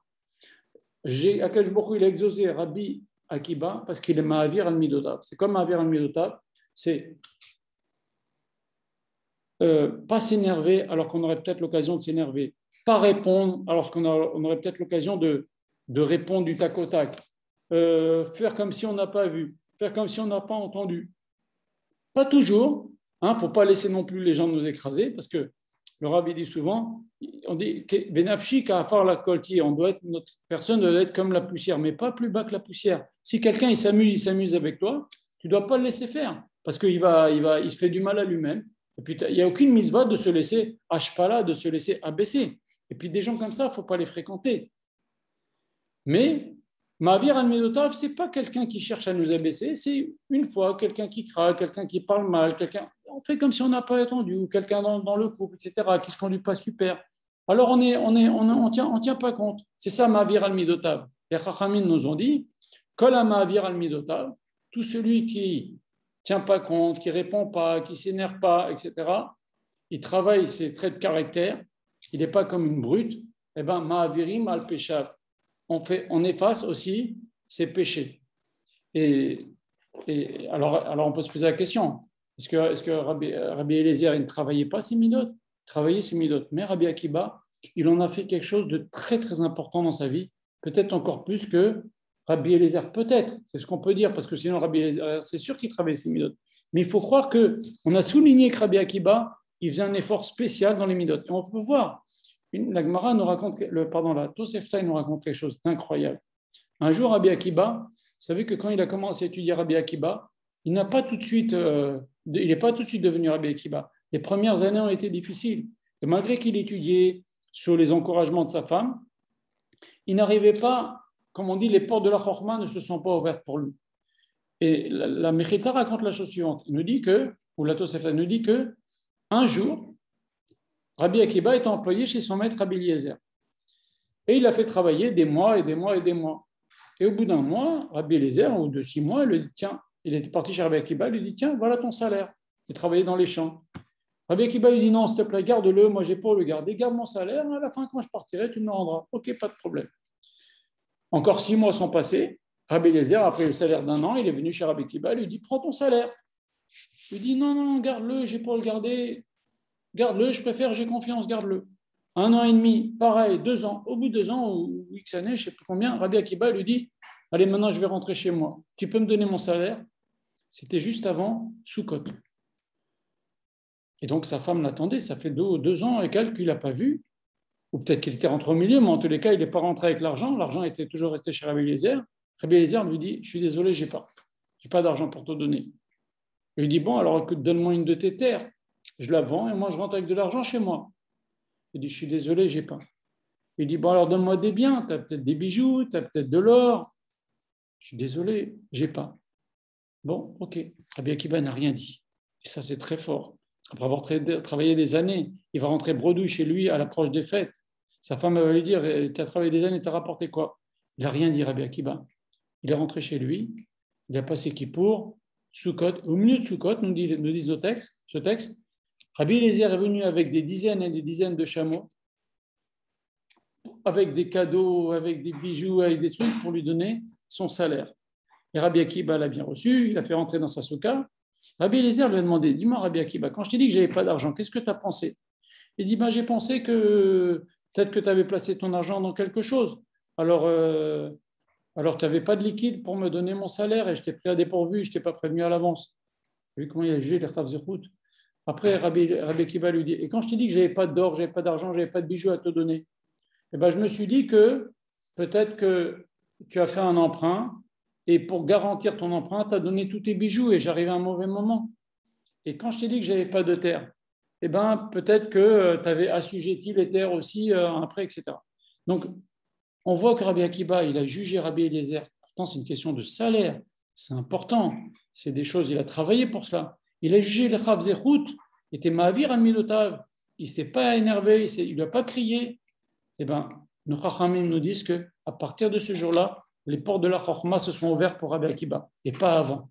Quand il a commencé à juger les Chav Zechut, à ce point-là, les portes de la Chachma sont venues sur lui, il a commencé à grandir 10 fois plus qu'avant, de façon exponentielle, à partir de ce jour-là. Et regardez encore autre chose. Souvent, le Rav cite ça, il dit que David Ameller, on dit qu'il est le trône du ciel à Kaviachol, quatre supports, ok? Avraham, Isaac, Yaakov et David. À partir de quand David est devenu le support du trône d'Akadosh Baruch Hu, à partir du moment où David Ameller se sauvait parce que son fils Absalom voulait le tuer, c'était Rosh Hashanah entre parenthèses, il était tellement pressé, il est parti pieds nus, et il y a Shimi Ben Gera, qui est le grand-père de Mordechai, qui insulte, qui maudit David. Et David Ameller, il y a ces soldats qui disent, attends, je vais le tuer. David Ameller dit, non, ne lui fais rien. Et heureusement qu'il a fait ça, parce que grâce à ça, Shimi, il a eu des descendants, et grâce à ça, il y a eu Mordechai. S'il avait tué à ce moment-là, on n'aurait pas été sauvé. Et donc, nos Chachamim nous disent qu'à partir de quel moment David Ameller a mérité d'être le 4e support du trône d'Akadosh Baruch Hu, à partir du moment où il n'a rien dit, alors qu'il se faisait maudire par Shimi Ben Gera. Donc, encore une fois, travailler ses midot, pas s'énerver, pas répondre, savoir prendre sur soi. Encore une fois, je n'ai pas dit se laisser abaisser, mais encore une fois, quelqu'un qui travaille ses midot, quelqu'un qui est patient et qui juge les gens, les Chav Zechut, Akadosh Baruch Hu aussi va effacer ses fautes. Ça, c'est des grandes choses pour bien passer le jugement. Encore une chose, j'en suis à ma 15e, dire Amen Yeshemer Rabba, Bekol Kocho, nos Chachamim nous disent Bechol Kavanato. Vraiment penser, je veux grandir le nom d'Akadosh Baruch Hu. Amen Yeshemer Rabba Mebarak, que le nom d'Akadosh Baruch Hu soit béni, Allah, Malmal, Maya pour l'éternité, etc. Bien répondre Amen Yeshemer Rabba. Le Shabbat, c'est très important, a fortiori le jour où on est jugé. Puisque nos Chachamim nous disent, celui qui répond Amen Yeshemer Rabba Bekol Kocho, celui qui dit Amen Yeshemer Rabba de toutes ses forces, même un jugement de 70 années de malheur, on lui annule. C'est ce que nous disent les Chachamim. Donc c'est très important de bien répondre Amen Yeshemer Rabba. Ensuite, le Rav a donné le conseil suivant. Il a dit que c'est bien réfléchir et d'écrire sur un papier quelles sont les choses que j'ai fait de pas bien. Un jour, je n'ai pas été super dans le business. Un jour, j'ai mal parlé à mon épouse. Un jour, j'ai mal parlé à mon mari. Un jour, je n'ai pas été sympa avec mes enfants. Un jour, je n'ai pas été super dans ci. Un jour, je n'ai pas bien fait la bracha. Un jour, j'ai fait ma amida à la va-vite. Un jour, je n'ai pas fait attention aux yeux. On écrit. On écrit, on est sincère, on écrit ce qui ne va pas. Et après, on prend cette liste-là et on essaye de faire tchouva sur chaque chose. Et ben, quand on fait une tchouva sincère, et ben, c'est ça qu'Akadosh Baruch Hu, le jour de Rosh Hashanah, il enlève toutes les avérotes que le malach Hamavet, l'ange du mal, pardon, a amené, il les enlève. Il les enlève, Akadosh Baruch Hu. Et donc, on allège beaucoup notre dossier au moment du jugement. Ce qu'on a dit tout à l'heure. Donc, ça aussi, c'est important, bien sûr, la tchouva avant. OK ? Et bien sûr, la tzedaka, on va voir pourquoi, parce que il y a un verset dans Tehillim qui est étrange. Il dit à Akadosh Baruch Hu, David Améler dit à Akadosh Baruch Hu, Milefanecha mishpati yetse, que mon jugement sorte par toi, Akadosh Baruch Hu. Et alors, qui d'autre va juger? Alors il faut savoir, dit le Rav souvent, il dit souvent, qu'il y a deux batadines dans le ciel. Il y a le badin d'Akadosh Baruch Hu et le badin du plus grand ange qui est dans le ciel, c'est le malach même tête, celui qui arrive à la 900e porte, mais il ne peut pas faire la 55 dernière. Quand on lit le Sefer Dvarim, eh ben, lui aussi, il juge à Rosh Hashanah. Et qu'est-ce qu'il a dit à Akadosh Baruch Hu quand les Juifs ont fait le veau d'or? Dans un premier temps, Moshe Rabbeinu a obtenu le pardon d'Akadosh Baruch Hu, mais pas un pardon complet. Akadosh Baruch Hu a dit, eh ben, très bien, mais moi, je ne vous dirige plus, je vous envoie le malach même tête pour vous diriger. Mais faites attention, a dit Akadosh Baruch Hu, faites attention, car il ne supporte pas la faute. C'est un ange, il n'a pas la rachamim comme Akadosh Baruch Hu, il n'a pas la patience comme Akadosh Baruch Hu. Et donc, il y a deux juges dans le ciel, Akadosh Baruch Hu et ce malach-là. Et David Amelech a dit à Akadosh Baruch Hu, juge-moi toi. Et comment on peut faire pour avoir le jugement d'Akadosh Baruch Hu qui est bien plus clément que ce jugement de ce malach même tête? C'est justement par la tchouva, par la tzedaka. Et surtout par la messirut nefesh pour les autres. Quand on donne la tzedaka et quand on fait messirut nefesh pour les autres, c'est-à-dire on essaye beaucoup d'aider les Juifs à progresser dans la Torah, et ben, Akadosh Baruch Hu, il prend le dossier, il dit, allez, je m'en occupe moi. Ce n'est pas le malach même tête. Donc, on a droit à un jugement plus clément. Aussi, les préparations qu'on fait pendant les Elul, aussi, ça participe à ça. La Gemara dit que Akadosh Baruch Hu juge en premier le roi d'Israël. Le jour de Rosh Hashanah, bon, il n'y a plus de roi d'Israël, mais Akadosh Baruch Hu juge en premier le roi d'Israël. Pourquoi? Parce que Akadosh Baruch Hu a une réserve de clémence, mais elle s'épuise. À force de voir toute la vérote, c'est le jour du compte, hein, c'est le jour du bilan. Eh ben, il vaut mieux que le roi d'Israël, qui représente tout le peuple, soit jugé lorsque la clémence d'Akadosh Baruch Hu soit au maximum. Eh ben, quelqu'un qui s'est préparé par la messirut nefesh pour les autres, par la tzedaka, par la tchouva, etc., il bénéficie d'être jugé en premier pour bénéficier justement de lorsque la clémence d'Akadosh Baruch Hu est encore très très grande. Voilà. Deux ou trois dernières choses, les pleurs. On dit que toutes les portes du ciel sont fermées, sauf les pleurs du ciel. On apprend ça d'un verset de Tehillim, mais le Rav va expliquer qu'en fait, il y a des anges qui tiennent les portes des prières, ok? Mais il y a la porte des pleurs, quand on pleure et on prie en même temps à Akadosh Baruch Hu, cette porte-là, c'est Akadosh Baruch Hu qui tient cette porte-là. Et donc, cette porte-là, elle n'est jamais fermée. Et celui qui prie avec des pleurs, on a vu tout à l'heure, avec un cœur brisé, Akadosh Baruch Hu écoute cette fille-là. Excusez-moi. Et même mieux que ça, nos Chachamim nous ont dit, c'est rapporté dans la fin, si maintenant quelqu'un il n'arrive pas à pleurer, ça ne lui vient pas les pleurs, ok? Eh ben, il fait semblant de pleurer dans la mida, en pleurant comme ça, il se force un petit peu à faire un peu semblant. Ça veut dire il montre qu'il se sent pas bien, qu'il est presque en larmes. Voilà, ça c'est important, c'est histoire d'ouvrir la porte des cieux, des pleurs qui est dans le ciel. Voilà. Encore une chose aussi qui est importante pour que les tfilotes soient acceptées, c'est de ne pas fauter avec la bride. Nos Chachamim nous disent que quelqu'un qui ne faute pas avec la bride, ça s'appelle Noda Basharim. Il est connu dans les portes du ciel, c'est-à-dire il rentre dans toutes les portes du ciel. Celui qui faute avec la bride, c'est plus pareil. C'est tout le travail de Shovavim. Mais c'est important de le savoir. Voilà, c'est quelque chose qui nous aide. Celui qui fait attention avec la bride, il a appelé tzaddik et il peut passer les portes du ciel. Et bien sûr, la tfila. Alors, est-ce que vous avez... Je vais vous donner la parole dans quelques minutes, mais je termine sur une chose. La tfila, c'est très, très important. Vous entendrez souvent des gens vous dire on ne peut pas prier pour ses besoins personnels à Rosh Hashanah. C'est faux et archi faux. Ils ont rien compris ce que dit la Gemara. La Gemara nous dit qu'on ne prie pas pour ses besoins à Rosh Hashanah. Le Zohar dit les gens qui demandent, ils demandent à Kadosh Baruch Hu. Il faut savoir que quand la Gemara dit on ne prie pas pour ses besoins à Rosh Hashanah, elle est en train de parler de l'ossature de la Tfila. Vous voyez l'ossature de la Tfila de Rosh Hashanah? On prie quasiment pas pour nous. On prie Oufren, Ten Pardecha, dévoile ta royauté, etc., etc., etc. Mais on n'est pas comme dans la Mida de tous les jours, Atachonen, Refaenu, Barechenu. On ne prie pas tellement pour nous, on prie pour la royauté d'Akadosh Baruch Hu. C'est ça qu'ont voulu nous dire nos Chachamim. Mais vous voyez bien que même, à la fin, les Gaonim, ils ont installé des passages. Zochenu lechaim, Michamocha Avarachaman, Zocher lechaim, on prie pour nous, et encore plus, avant Baruch Hashem Baratamo Shalom, juste avant, à la fin de Sim Shalom, on dit Obsefer Chaim, Beracha Veshalom, Parnasatoba, Yeshua Venechama, Xerotovot. On prie pour nous. Donc même dans la Mida, on prie pour nous. Mais ça, c'est des choses qui ont été installées après. Quand la Gemara nous dit on prépare Rosh Hashanah, c'est le texte de base qui a été écrit par la Chachamim. Mais on peut prier, il y a des choses qui ont été rajoutées pour prier pour nous. Et dans le Kai Netzor, à la fin de la Mida, avant de dire Oseh Shalom Meromav, vous pouvez prier pour vous autant que vous voulez. Et mieux que ça, la journée de Rosh Hashanah, vous pouvez prier tant que vous voulez pour demander à Akash Baruch Hu. Ça s'appelle Yom Tfila. Alors, si vous m'opposez ce que dit le Zohar Kadosh dit des choses, les gens qui prient, bah oui, si on demande, mais on ne fait pas Akash Baruch Hu notre roi, à quel titre tu demandes?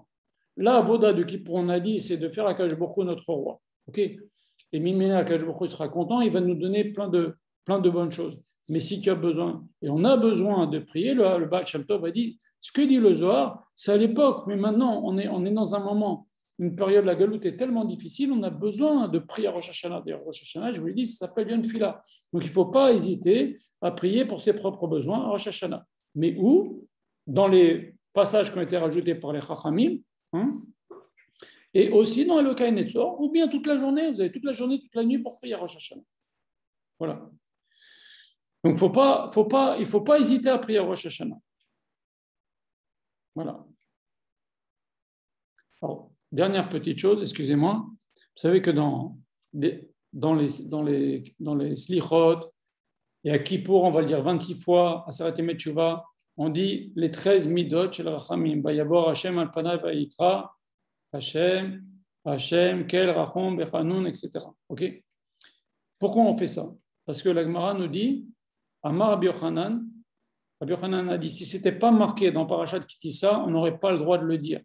Ça vient à Akash Baruch Hu, il a dit à Moshe Rabbeinu, il a dit à Akash Baruch Hu, une fois qu'il a vu qu'Akash Baruch Hu, il y avait la plus grande proximité, Akash Baruch Hu lui a dit, allez, je vous pardonne, et je vous dirige maintenant, c'est plus malach même tête. Il faut lire ces passages en Kitissa, c'est impressionnant. Moshe Rabbeinu, il dit à Akash Baruch Hu, montre-moi ton visage. Akash Baruch Hu, il dit, tu ne peux pas voir mon visage, mais je vais te montrer comment je dirige le monde, ou en tous les cas, je vais te donner quelque chose. Lorsqu'il se repassera quelque chose de pas bien, et il y aura Midatadin, vous sentirez que je vais vous punir, vous avez fait quelque chose de pas bien, dites ça. Rabbi Yochanan a dit, ça nous apprend que Kaviyachol Akash Baruch Hu, il a mis son talit sur la tête, il a dit à Moshe, va y avoir Hashem al-Pana veikra, Hashem, une interruption, Hashem, Kel, Rachom, Bechanun, etc. Il a dit les choses seraient midot shel Rachamim. Alors, on ne les dit pas à Rosh Hashanah, mais elles sont dans Mi, Kel, Kamocha, Nosavon, Vover, Apesha, quand on fait Tashlir. Vous voyez au-dessus, il y a aussi les 13 midot, Hashem, Kel, Rachom, Bechanun. C'est allusionné, on doit penser aux 13 midot shel Rachamim au moment où on fait le Tashlir. En tous les cas, qu'est-ce que ça veut nous dire? La Gemara continue, il nous dit que Akash Baruch Hu dit à Moshe, quand vous voyez qu'il y a Midat Adin contre vous, c'est-à-dire que vous avez fait quelque chose de pas bien et que vous allez être puni, et vous regrettez, bien sûr, il y a marqué Venake, Loinake dans le verset. Je pardonnerai celui qui fait tchouva, et Loinake, je ne pardonnerai pas celui qui fait pas tchouva.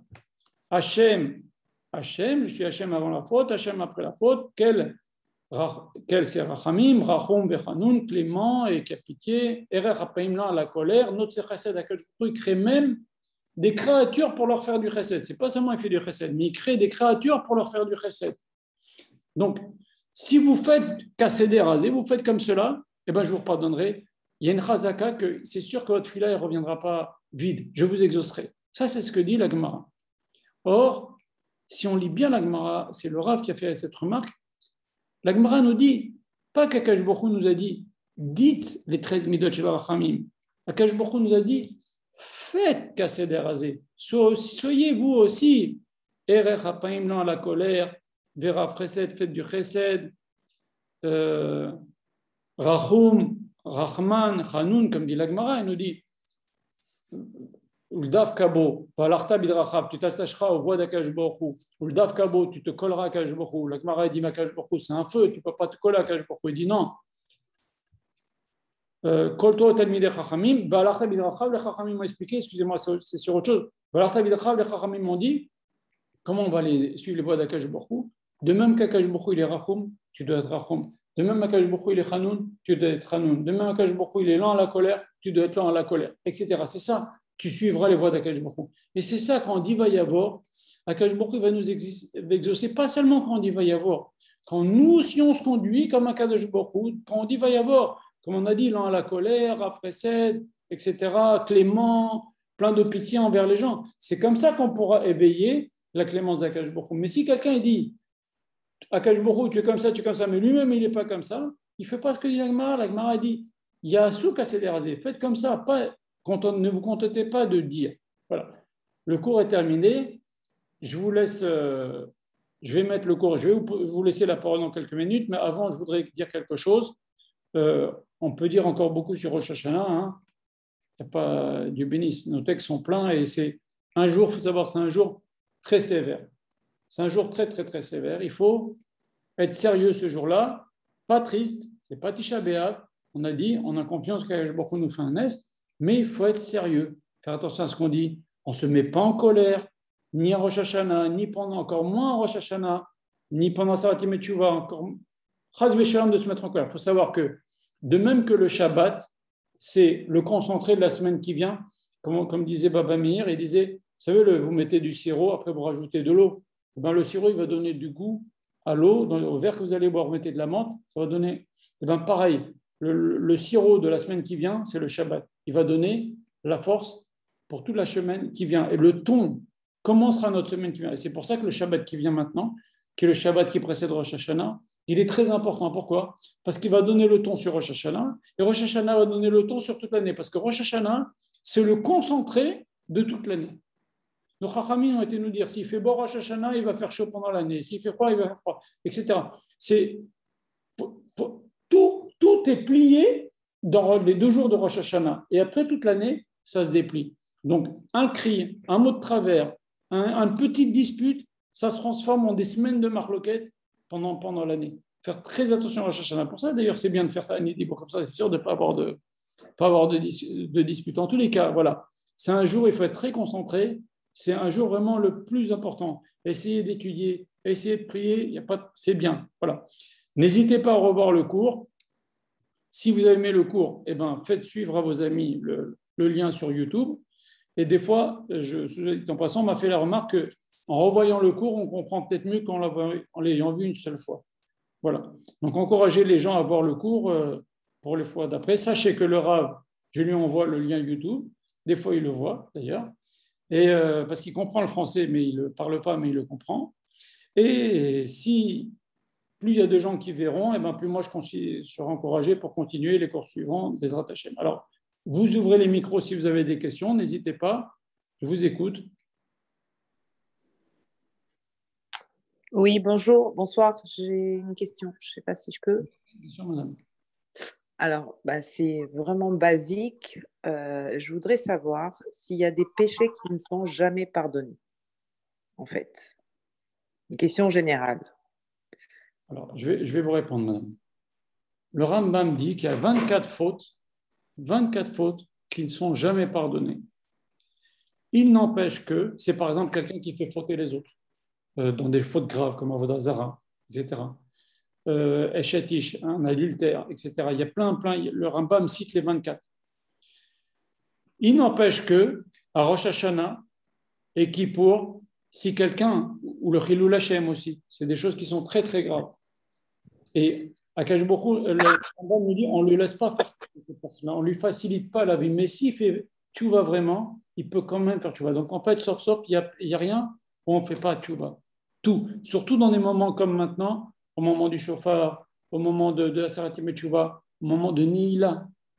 Nihila, même quelqu'un qui a fait des fautes sur lesquelles le Rambam dit qu'on le laisse pas. Il ne dit pas qu'il n'y a pas de Teshuvah. Il dit on ne le laisse pas. Ça veut dire on lui met des bâtons dans les roues pour qu'il n'y ait pas de Teshuvah. Mais s'il veut faire Teshuvah, il peut faire Teshuvah. Il n'y a pas de faute, on ne peut pas faire Teshuvah. Le Zohar, il le dit. Maintenant, il faut savoir, mais il y a des moments particuliers comme Nehila, comme Kippour, où justement, c'est fait pour ça. Et même ces choses-là qui sont très, très graves, on peut faire Teshuvah. Voilà. Je voulais vous dire quelque chose. Ouais. La Teshuvah, c'est bien, elle a été créée avant la création du monde. C'est extraordinaire. Mais par exemple, quelqu'un c'est comme laisser une trace, si vous voulez, comment vous dire. Quelqu'un, il fait une trace sur un tronc d'arbre, ok? Après, il dit, bon, ben, je regrette, ça va repousser, mais il va toujours y avoir cette trace sur l'arbre. Vous voyez ce que je veux dire? Même si ça repousse un peu, l'arbre se reconstitue, il y aura toujours cette trace. Donc, il vaut mieux pas faire de bêtises que de faire de bêtises, faire tchouva. Mais on peut faire tchouva sur tout. Il y a d'autres questions? Et on doit faire tchouva sur tout, pour arriver après 120 ans propre. Il y a d'autres questions?